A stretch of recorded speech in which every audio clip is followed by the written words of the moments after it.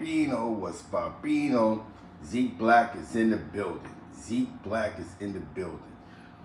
This morning I'm doing something different. I'm doing something, a different angle.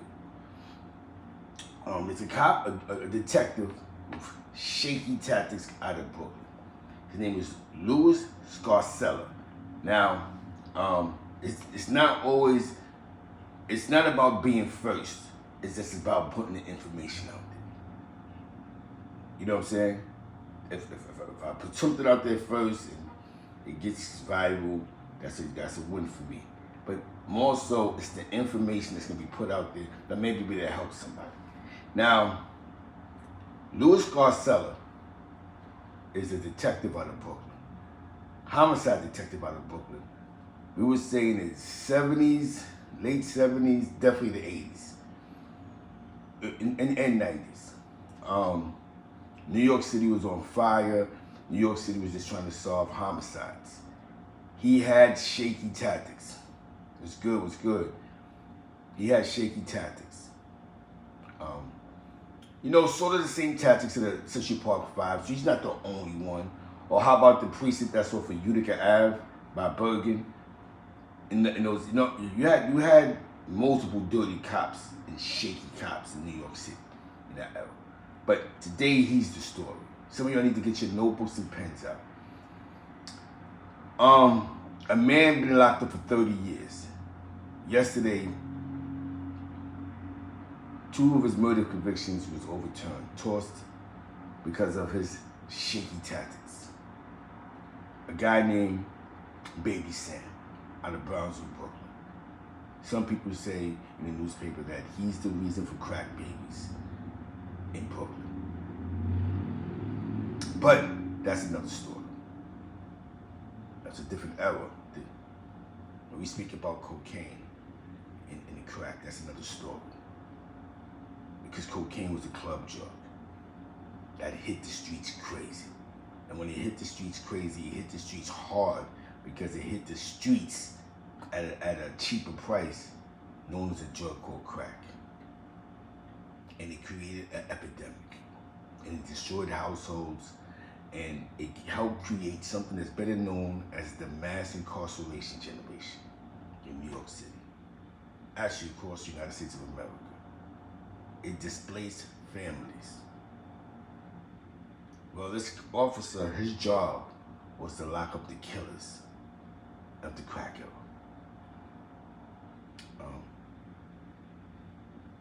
One of his cases I got thrown out was a man convicted by tainted NYPD cop Scarcella freed after 24 years behind bars. That's this one. His name was Eliseo De Leon.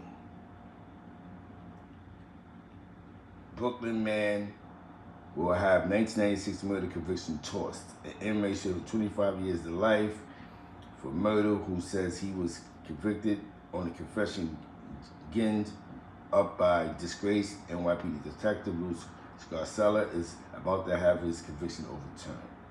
Wrongfully convicted man sues NYC disgraced detective, a man who spent 16 years in prison for a murder that he was charged with at the age of 14, only to have the conviction overturned. He said some of his convictions, man. And you know what's so crazy? This detective was able still to keep his pension. Was able to keep his pension. And the city has lost probably close to hundreds of millions of dollars in lawsuits.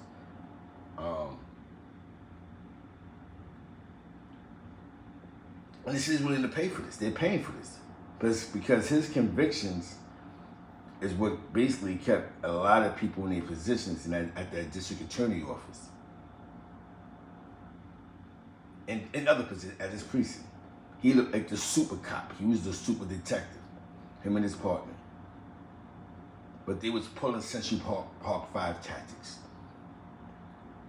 They was using the same witness for 6 murders. They was telling people that at police lineups, that's him right there. They wasn't bringing witnesses to police lineups. Who's that in that picture? Got him. They was making up false stories where, you know what I'm saying? This is serious, man. A lot of you guys got family members that's incarcerated. This guy just was a part of homicide units. You don't know. Don't wait till somebody fights for your power. Fight for your own power. You understand? Do y'all understand what I'm hitting at? Like I told you, man, I'm changing the content because I believe that there's more content I'm doing about people that told or cooperated on people. Because I think because that's a popular lane. Let's educate the people sometime. Let's talk about New York State. That's the state we're talking about. New York State. New York City. You see I got the pad out. You see I'm working. You see what I'm doing. I'm doing my due diligence. All right.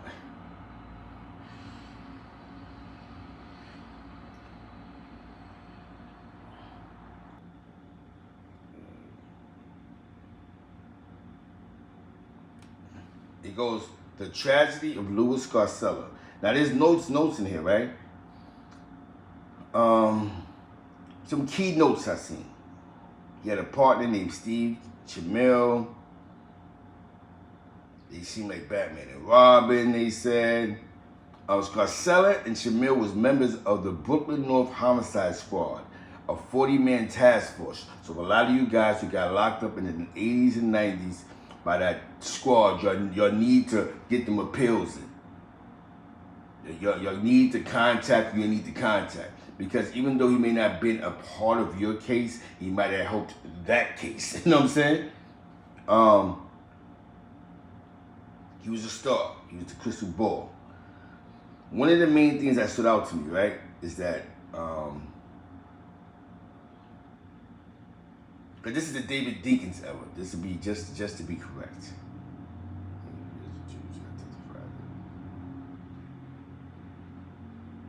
He was taking high-profile cases.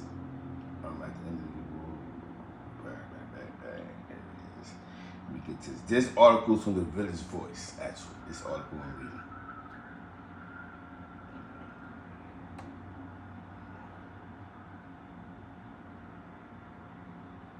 Now, he was assigned to the 77th Precinct Homicide Investigation Team in 1984. The Central Brooklyn Precinct had become notorious by the mid-1980s. New York's Michael Daly in 1986 called the 77th Precinct 77th an unmanageable precinct, described it as a dumping ground for the department misfits, malcontents, and rebels. A group of the precinct uniformed officers had for years been taking protection money from drug dealers, and in 1986, 13 were indicted by then up-and-coming Special Prosecutor Charles Hines. Scarcella was a bright spot for the precinct. He solved some of the neighborhood's most upsetting crimes. In October 1986, Scarcella investigated the murder of a Queens man named Jamie Prieto, who had come to Crown Heights to celebrate his birthday with friends. Seconds after stepping out of a car, he was caught in a hail of bullets meant for another target. Late that night, Scarcella went to the Prieto's family's home. He offered his condolences and assured them that he would catch the killer. From then on, Jamie's sister, Lucy, called Scarcella once or twice a week asking for updates on investigations.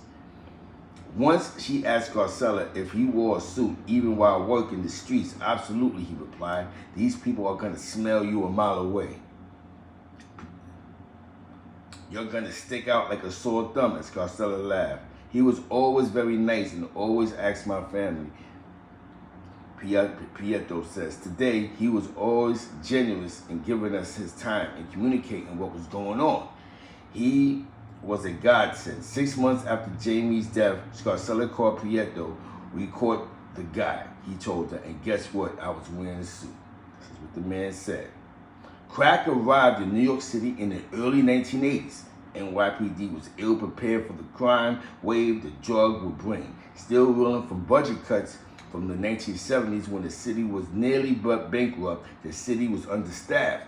The NYPD had lost nearly a third of its police officers since 1975.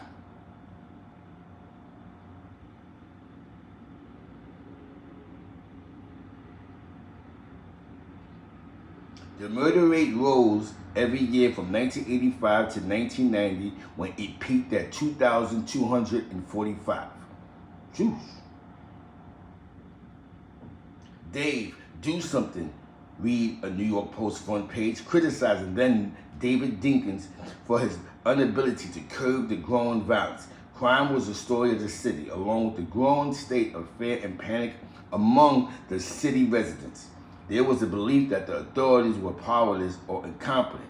Why have you not written again and again and again about the utter failure of the police and the courts to protect the ordinary citizens on Times Reader wrote in a letter to the paper?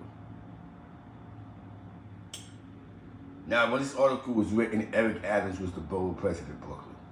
He says, Brooklyn borough president, which is the mayor now, Eric Adams of New York City, who spent 22 years in NYPD. No one really believed crime would drop.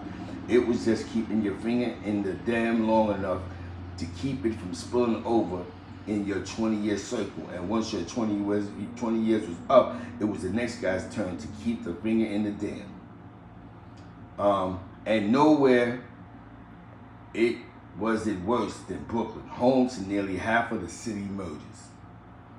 Most of those murders occurred in the borough's northern precincts, in neighborhoods like Bed-Stuy, Crown Heights, Brownsville, and East New York. Precinct detectives was backed up with unsolved homicides. So in 1987, the NYPD created the Brooklyn North Homicide Squad. It was to be an elite team composed of many of the borough's best detectives. Guys were dying to get into the homicide squad, Chamil says, but Louie said he didn't want to go. Scarcella enjoyed working in the precinct.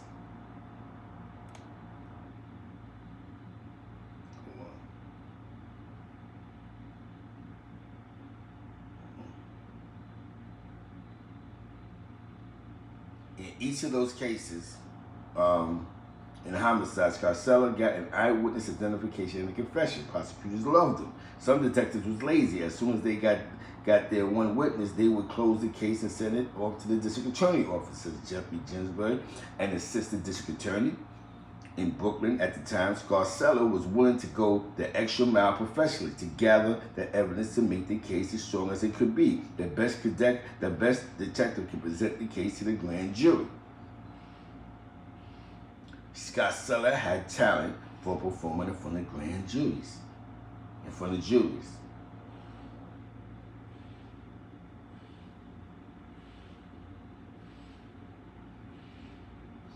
He was totally charming, says Ron Curry, a defense lawyer who worked several cases involving Scarcella, the kind of person you would love to want to believe.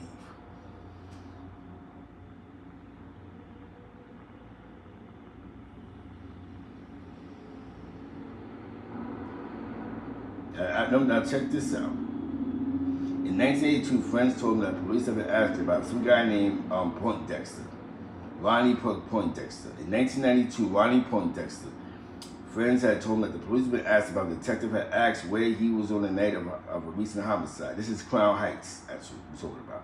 Poindexter was in an interrogation with Scarcella. He assumed the arrest was just a ploy to get him to snitch. But then his case went to trial.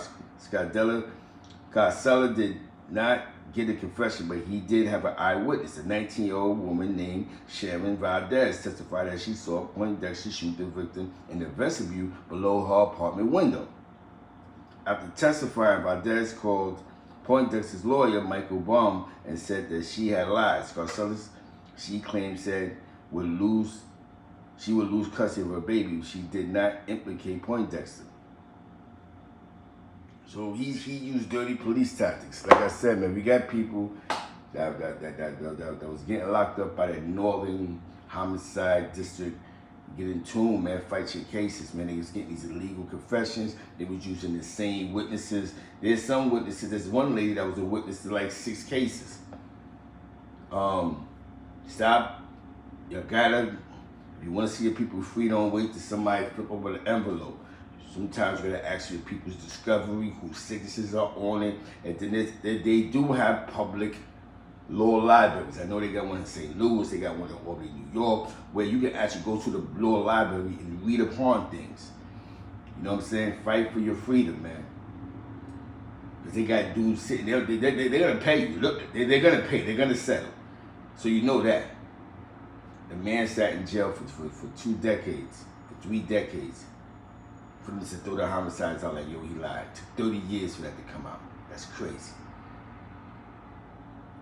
He happy that, you know what I'm saying? You know, this is why I did this show for, because for a change, this is a reaction video to somebody who didn't tell, that was under that culture, under that code.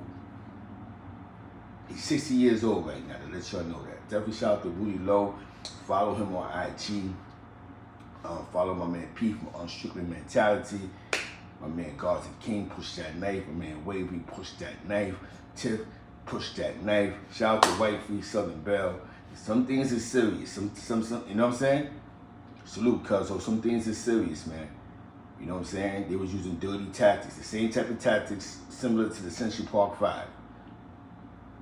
And a lot of guys, because they don't understand the law, they just give up, or remedies has been exhausted. You'd be surprised what cases he might have helped on. He just didn't work in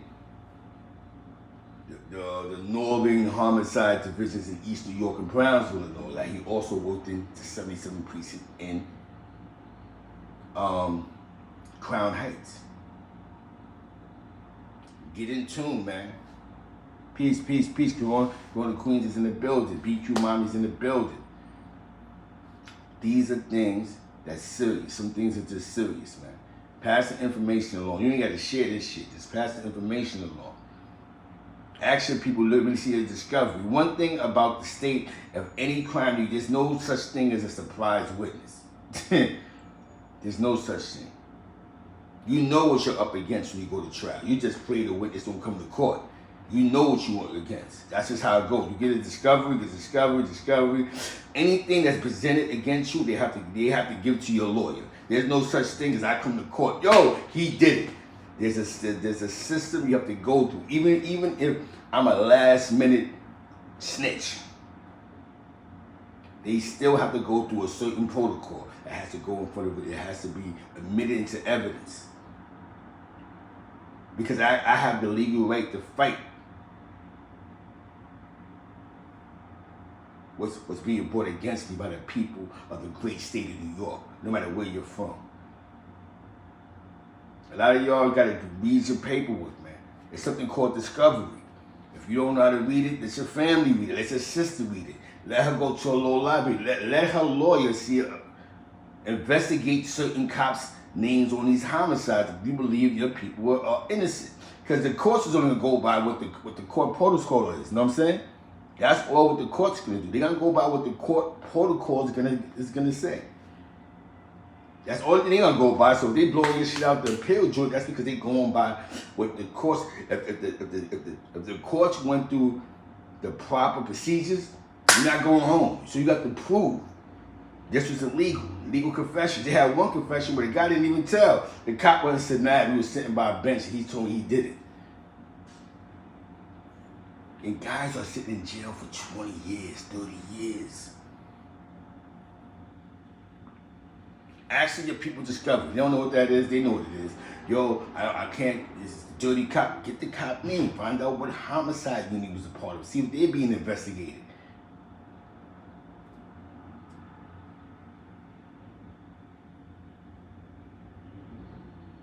You know what I'm saying? This is some things is just serious, man. That Brooklyn thing, that's serious. I think I would be stressing that. Definitely if I know if I'm wrongly convicted. You know what I'm saying? So with that being said, man, like I said, I did this show as a reaction video to Baby Sam, who sat in jail for 3 decades for 2 homicides that's just been dismissed. Only thing he got now that I think he has to fight is the drug charges, which I think they gave him the total of 25. He might be coming home soon. You know what I'm saying? He's been in jail for 30 years. Unless they got a homicide over his head. Unless there's something else that we may not know or may not realize. So with that being said, man, pay attention, man. Stay out the streets. This cop is still getting a pension. You did 30 years, 30 hard years. You done lost a grandmother, you done lost a mother, you done lost loved ones. While this man is gonna live the rest of his life, all he gotta do is show up to court and tell his story. He's not being sued, he's not gonna be bankrupt. He still gets a check every month. And since he's a detective, I believe he's getting a good check every month. You know what I'm saying? So with that being said, man, that's wicked. You know what I'm saying? He's still getting the pension. He chilling. He ain't losing a dime. Mind you, some of y'all did 20 hard years in prison. Some of y'all got stabbed. They had to go gun for gun. Your grandma done died. Y'all had to live in pain in that penitentiary while that man is chilling. All they gotta do is go to court and go, oh, I forgot. That's what he's doing now. Oh, I don't remember. Oh, that was 30 years ago. I don't know. Just keep that in mind, man. The system doesn't always work for us. That's why dudes got to sue the state. That's what they're gonna do. With that being said, man, I gotta go. Shout out to St. Louis. You know, West Side St. Louis, man. And just get in tune, man. Pay attention, man. This guy Louie Scarcella is a real dirtbag. It's a dirtbag, man. Different type of content. I'm not glorifying the rats. I'm not glorifying the suckers. I'm talking about some real life shit now. You know what I'm saying? We're going to a real flow. Also, the next show is going to be about Porterfield, because there's a detective that wrote a very well-versed story about his relationship with this killer from Brooklyn. So I don't know if he was telling or not the situation with Don B in Ocean Hill, Brownsville, even though everybody say that Porterfield was a gangster. But this cop makes it sound like that was his friend, a detective out of Brooklyn. So we're gonna talk about that, Porterfield. You know, Bergen, Dean, Saratoga, Ocean Hill, Brownsville, you know, Ralph Ave, you know, Crown Heights, Kingsborough, you know what I'm saying? Let's go on. Shout out to my man Speedy Reef from Linden and Kingsborough, you heard? That being said, man, find some legal shit to do, man. Just find some legal shit to do. With that being said, peace. I definitely shout out to East Harlem, man. Washington boys. Lexington, Washington. You know, the whole East Harlem, man. I appreciate y'all. Peace. Oh, one more before I definitely press the button. Shout out to Troy Reed, man. I remember when me and Def Clouser did a video about Alpo. And one of the video titles goes, Alpo only knew Rich Porter for 3 years. That's exactly what Alpo told Troy Reed. I have a different content. That's what Detroit with definitely Clout Chaser, because I was speaking on Alpo's East Side relationship before he got to the West Side. The Alpo that we see, that we know, where we grew up around on the East Side. So check that out, Deborah Clout Chaser. Zeke Black, Deborah Clout Chaser. Alpo only knows him for 3 years. And Troy Reed mentioned that in a Hassan Campbell's interview. I'm the one that said it.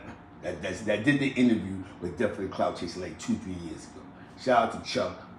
Go follow him on go follow Chuck on Clubhouse. This is real. Some things are real. With that being said, peace.